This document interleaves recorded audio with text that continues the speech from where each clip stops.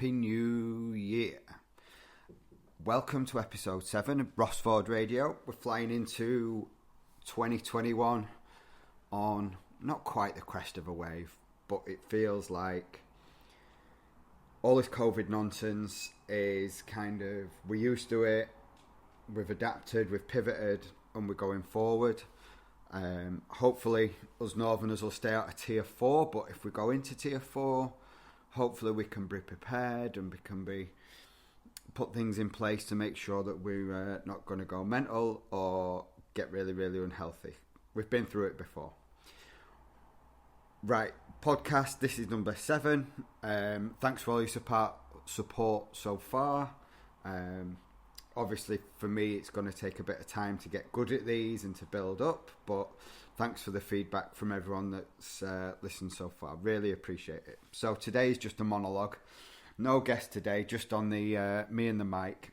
I'm going to go back to my induction form and why I talk to people and the questions I ask before we start. So we've done life goals and fitness goals in previous episodes. So now I just want to talk about the dietary stuff. So straight up, I need to know what you're eating. Obviously, I'm not going to provide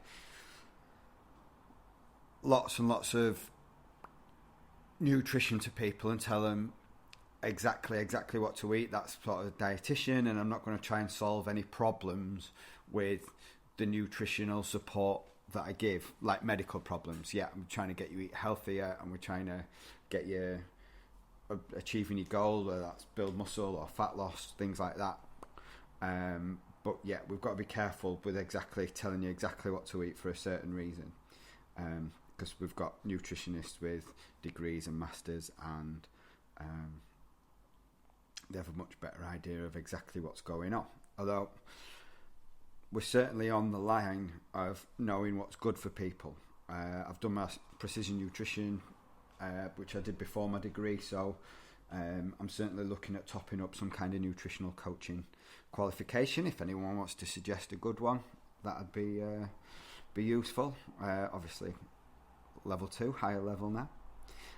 Right, so straight up, dietary requirements. That's what I asked first. Are you a vegetarian? Are you a pescatarian? Do you have any intolerances that you know about straight away? And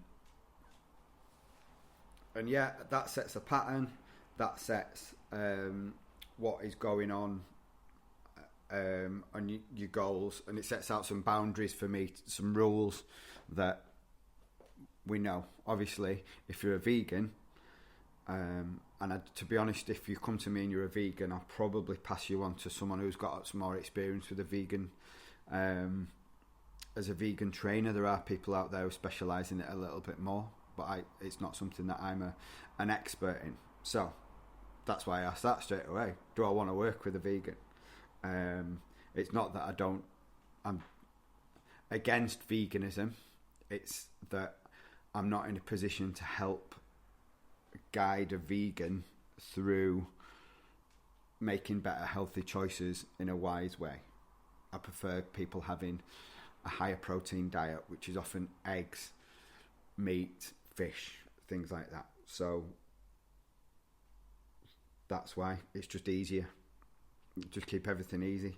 Go work with someone who knows exactly what they're doing, because veganism's quite, certainly for health, is quite it's important to you, and I don't want to start interfering with that. Right, so from there, I have done food diaries, but just in the first kind of meeting, I just want to find out roughly what's going on. Firstly, so I can see how organised you are. Secondly, I can see how your day looks and what you're doing, and if it's a rush, and if you're shopping, and if you could use your time better to prepare better, healthier food for yourself. In terms of, like, a recent one that I've just received from someone yesterday was like, yeah, I work in Leeds, and the business is a cash business. They're self-employed, so they generally just go and grab something from Leeds. It says I need to sit down and speak to him, but I'll just grab something from Leeds quite often without getting some detail from him. I imagine it could be something along the lines of sandwiches, which are generally shy. I mean, there's always a scale with things, and sandwiches are better than like fish and chips or turkey dinosaurs. But let's have it right. It's not a salad, and if you are getting a salad from Central Leeds, it's not sustainable because they're expensive. If you want anything useful, so right. Average day's lunch was something bought out, so we need to put in some behaviour.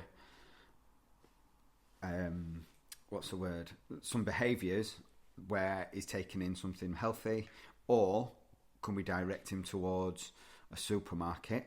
Like there's a big Morrison's in Leeds. There's lots of little express supermarkets where you can say, right, I want you to get 2 pieces of fruit, some kind of vegetable. And they do sell them and increase that. And then some kind of lean protein rather than a sandwich out of a packet, rather than a pot noodle, rather than something on the go. Let's get something a little bit healthier. Fill up on vegetables and protein. Again, some people, going back to the start of the day, breakfast, what people have for the breakfast tells me a little bit about how prepared they are, how well they've slept, if they're waking up under good time, the cereal. Like the thing with the person, I'm looking at a couple of examples in front of me on my computer while I'm going through this with you. The person here has had cereal. Now, I know a lot of instructors out there put cereal and say, oh, cereal's great for you because X, Y, Z, and you can have Cocoa Pops and post-workout and stuff. I think generally cereal's fine for trainers because they're often just trained. They are at a stage where they're tracking calories and they understand exactly what's going on with calories. And they have generally an active job where they're on the feet and they're running around a lot. Or they're going to be training in and around the time of having those carbohydrates and simple sugars. I would much prefer my clients who have jobs where they're sat down, jobs where they're behind computers, jobs where they're a tattoo artist in this occasion. If you're having cereal, it's raising that blood sugar, it's getting stored, it's affecting your blood sugar. So I would much prefer my clients to have some kind of fat or protein, or fat and protein in the morning. Whether that is, now eggs is the easiest economical option for people to have for the breakfast, but you can also, the salmon is an option, meat, bacon is an option, a protein shake with some like the powder in some Greek yogurt is an option. Why do I like this? Because it keeps you fuller for longer. It stops you snacking. It keeps your brain, energy and mood pretty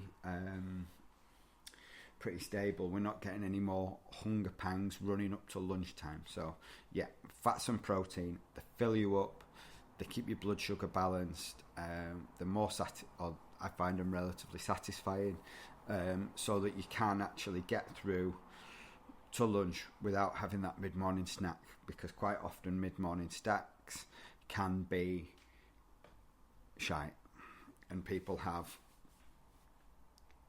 numerous things, a slice of toast,